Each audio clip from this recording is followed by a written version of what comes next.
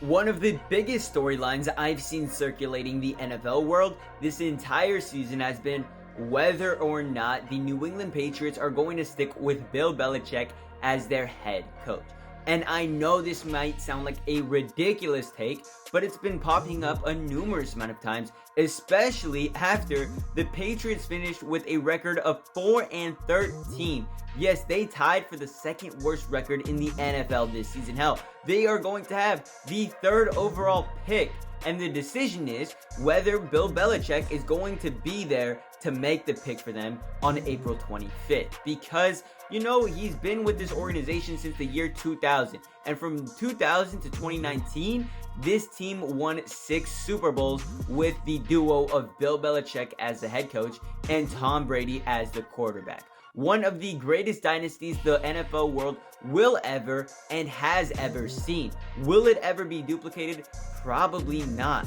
And that's what the concern is with Bill Belichick. Was his success specifically on the back of Tom Brady? Obviously, Tom Brady was a 6th round pick out of Michigan, and Bill Belichick helped develop him into the quarterback he would eventually become. But was Tom Brady doing most of the heavy lifting during their 2 decades together? Now, obviously, it's a bit more complicated than that, but if you want to look at it from a pure analytical perspective, well, the Patriots have only made the playoffs 1 time since Brady's departure, and in that playoff run, they lost in the wild card round, and that was 3 years ago. Yeah, for the past 4 seasons, they've had losing records 3 times. Of course, you know, 4-11 this season, 8-9 last season, and back in 2020 they were 7-9. And things just haven't worked out. They haven't found the right QB to, you know, carry on Tom Brady's legacy. Obviously, they tried something with Cam Newton for 1 year. That was a disaster. Of course, Cam Newton would go on to catch COVID that season. One of the first big-name NFL players to do so. And in interviews, you can hear him talking about how catching COVID really messed up his season. Anyway, in the games he played, 15 by the way, they would have a record of 7-8. And let me tell you, Cam Newton didn't look like the guy who took the Carolina Panthers to the Super Bowl all those years ago. No, the Cam Newton on the Patriots was a completely different player. 8 touchdowns, 10 interceptions in 15 games, had about 2,600 passing yards, and his QB rating was disgustingly awful. It was about 39.4. It looked terrible. Cam Newton was not the same guy, and of course, that was the first year after Tom Brady. Yeah, the Patriots could never pick up things to where they were after that. Now, before I go on to absolutely bury Mac Jones for the rest of this video, I will bring up what he was able to do his rookie season in 2021, where the team went 10-7 and made the playoffs. It actually gave Patriots fans some hope that Mac Jones was going to be their future. Of course, this season was very misleading because they wouldn't be able to build up on any of the success they had in 2021. However, Mac Jones did play fairly well for his rookie season. In the 17 games he started, he threw for 22 touchdowns, 13 interceptions, had a completion percentage of about 67.6, okay? And as for yards, you know, 3,800. His QB rating was 50. 50 may not be the best, but it surely was better than what Cam Newton was doing last season. However, don't get it twisted, okay? Mac Jones is not the reason this team went 10-7. The reason they went 10-7 is because they had arguably one of the best defenses in the NFL that year. Hell, teams were held to 10 or under for 6 times that season. That's how good this defense was. Of course, was this defense great in the playoffs? No, and we'll get to that playoff game because it's the only playoff game post Tom Brady. But, you know, let's show some love to the guys who were on that Patriots defense in 2021 and really carried the team. I mean, there are a handful of Pro Bowlers on this defense. You got Matthew Judon, 14 tackles for loss, about 12.5 sacks, 25 QB hits on the year. Matthew Judon was an absolute stud for the New England Patriots this season. J.C. Jackson, another Pro Bowler, probably the 8 interceptions are what got him in there. And you got Adrian Phillips and Kyle Duggar with 4 interceptions of their own.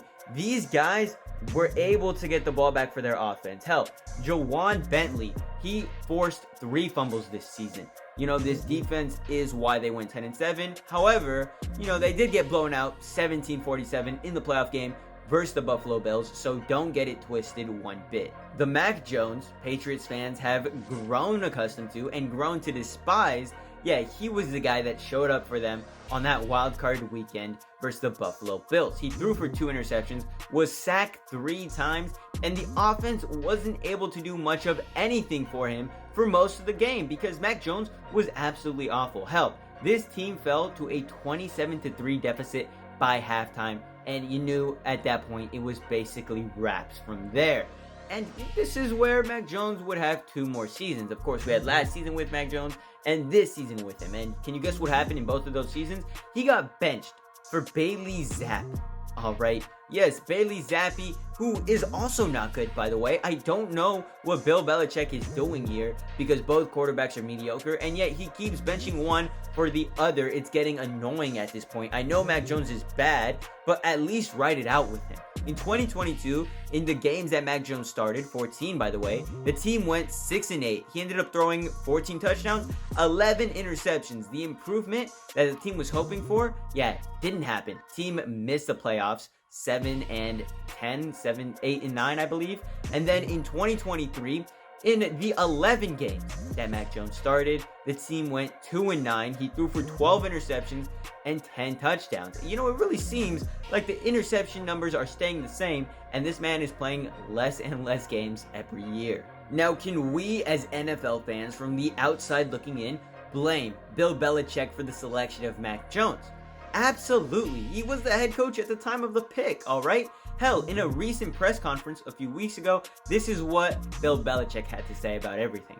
He's a guy we spent a lot of time with and felt was the best pick at the time for us. He chose his words wisely there, and he was technically correct because by the time the 15th pick rolled around, every other first-round QB had already been taken off the board. Of course, Trevor Lawrence was going to go number 1 to the Jaguars no matter what. As for the Jets, it came down to either Zach Wilson or Mac Jones. One of those guys was getting picked. Of course, it would end up being Zach Wilson.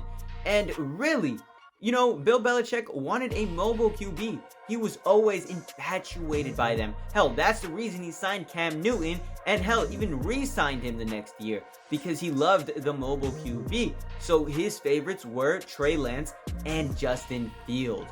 And by the time the 15th pick came around, they had both been taken off the board. The question was at the time, should Bill Belichick and the Patriots have traded up instead of letting the Bears cut them off at number 11? And at the time, people were like, you know what? Bill Belichick wants to stay back. Him and his dog don't feel like moving up. Well, obviously, they probably should have, because Justin Fields or Trey Lance would have done better than Mac Jones. And if we're really being honest here, all 5 of those quarterbacks did not live up to anything. Of course, maybe Justin Fields and Trevor Lawrence need more time, but all 5 have been pretty much big disappointments, so there was not really any winning for the Patriots here. And if the Patriots decide to go in a different direction, who knows? Maybe the new head coach will want to trade up this time and select a guy like Caleb Williams. Or, Bill Belichick stays on the team and he'll probably make a nasty-ass pick like Drake May or something. Who knows? We'll see when April 25th comes around. It's all up to Robert Kraft and what he feels is right for the organization. Honestly, I believe that, Bill Belichick led this team to a fantastic dynasty, and he deserves at least, 5 years of mediocrity before they move on from him, alright? He's done so much for this organization. They can't cut him off after 4? That's kind of ridiculous. Alright, anyway, that's about it for this video. Catch y'all later. Much love. Deuces.